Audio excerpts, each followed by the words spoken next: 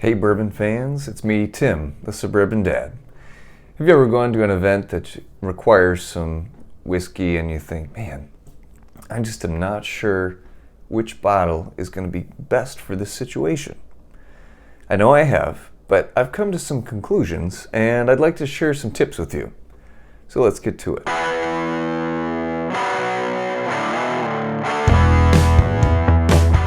Today I'm going to be enjoying some Westward single malt.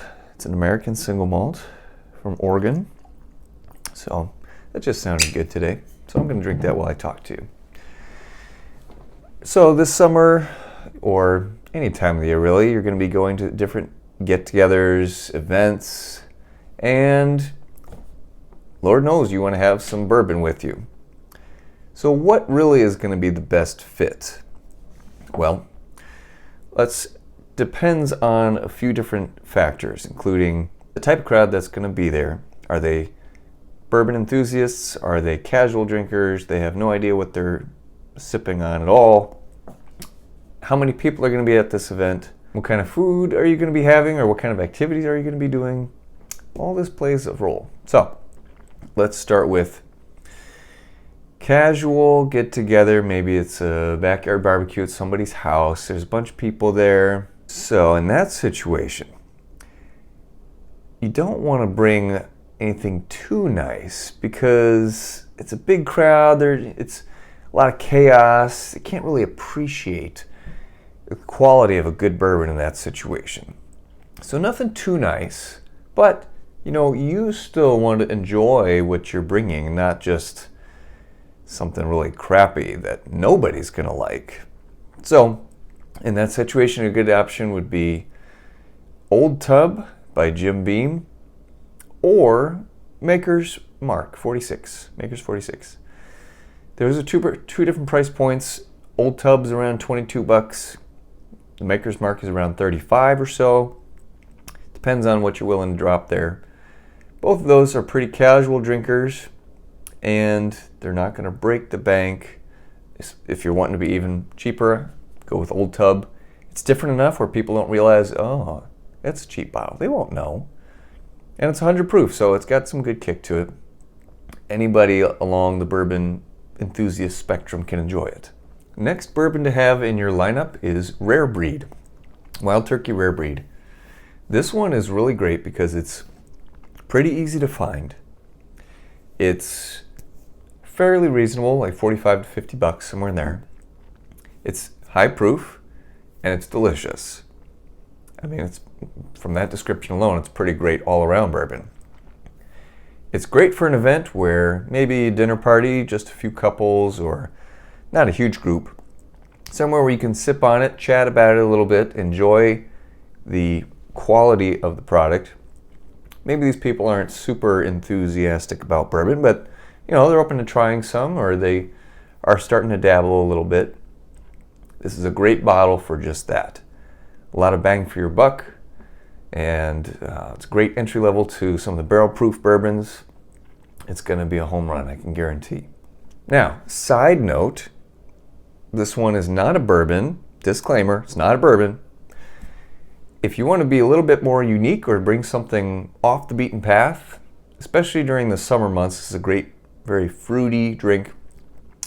Balcones Lineage. It's another single malt. It's about 94 proof. Very fruity on the nose and palate. Light, easy to drink. Low kick to it. It is very tasty. It's about $40.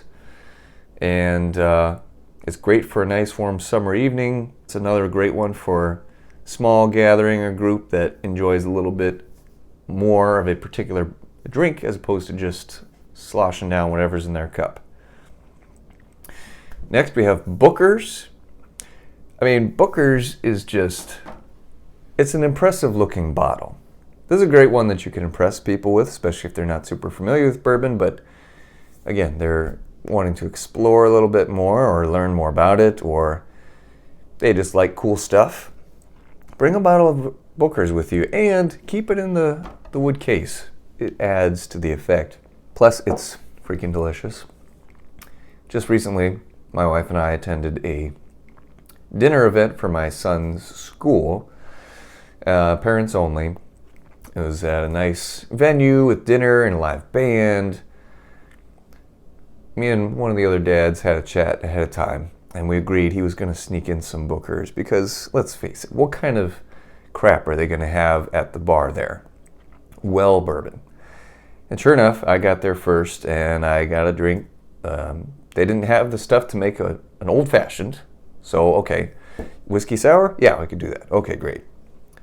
Some no-name, I don't know, whatever bottom shelf whiskey you can think of is what they poured in the glass, and I don't know, the ratios were all off. The drink was horrible. I couldn't even finish it. Thankfully, my friend showed up with the Bookers, and it was great. He took it without the box, so I was able to sneak it in a little easier, and we had a great time thanks to that. Just some food for thought. If you're going to be with some beginners of bourbon, Knob Creek 9-year small batch is a fantastic option. It's only about $30, easily found all over the place, and gosh dang it, it is so delicious.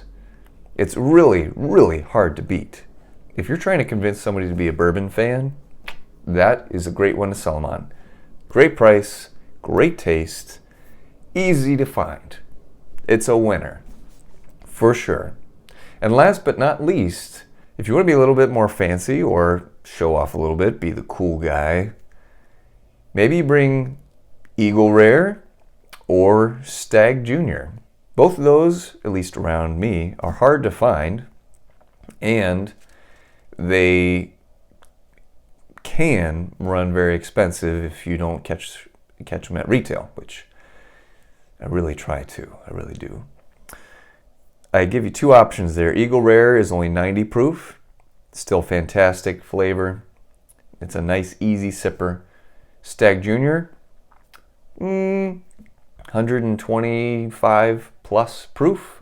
I managed to snag two bottles. That one is 130.2 and the other is 131.1 proof. So not for just your average Joe. But dang, are those delicious. And they go down very smooth for the proof point. So, especially somebody who appreciates bourbon more and realizes, oh wow, they were able to get one of these bottles, that's so cool. And they're sharing with me, wow, I must be really special. I should keep this person around for a long time. If you want to get invited back to a party, that's the way to do it. So hopefully these tips are helpful for you. Don't forget, it's not a real party if there's no bourbon there. Just saying. As always, you're going to want to like this video, but especially subscribe to the channel, because you do not want to miss out on any of my future stuff. And you'd be doing your friends and family a disservice. If you don't send this to your friends, do you even love them? You do not. Until next time, cheers.